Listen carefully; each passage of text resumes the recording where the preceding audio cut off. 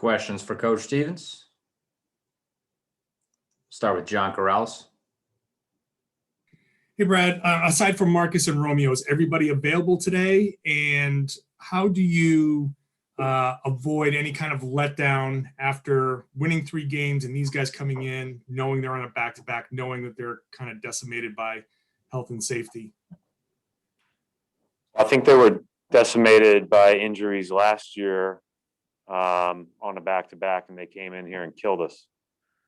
So, if there's any need for extra talk about that, I mean, any team with Kyle Lowry and the culture and the way that those guys play and the aggressiveness with which they play, our guys know that we're going to have to play well to win.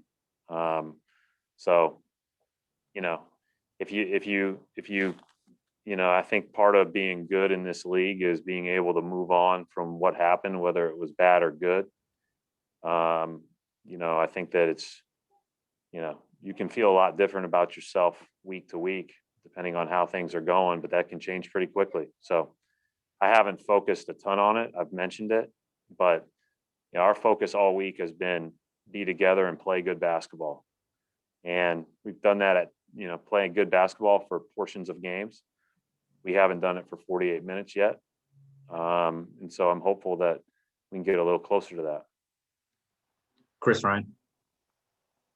Hey, Brad. As we hit the All-Star break here, just curious as to kind of your view of where the league is at this point. You've talked about Utah and Brooklyn and what you've seen from them, and how do you see the league at this point, and how do you see you guys fitting into it? I mean, I haven't even thought about it in a while, Chris. It is what it is. I'm just focused on us trying to play better. Sorry, I haven't watched it close enough other than our opponents that we're playing in the last, 10 days or so.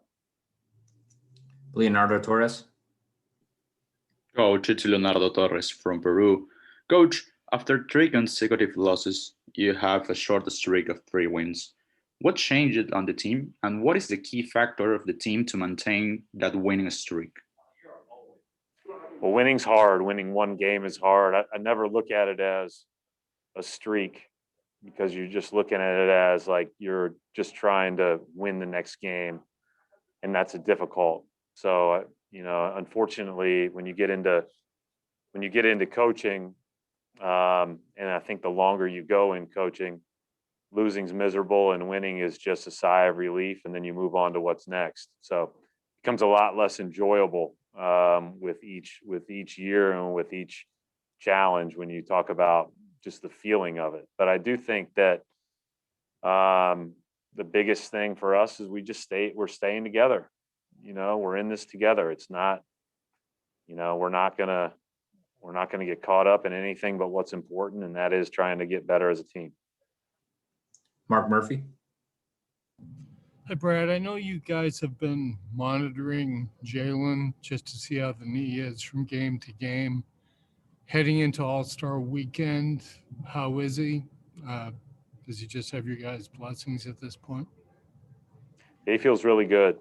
That's encouraging. Again, I think this is one of those things that's going to be, probably a very rare occasional flare-up, but has to be managed. And so, you saw that flare up this weekend. And as you see across the league, I think a lot of people have missed games in this past week.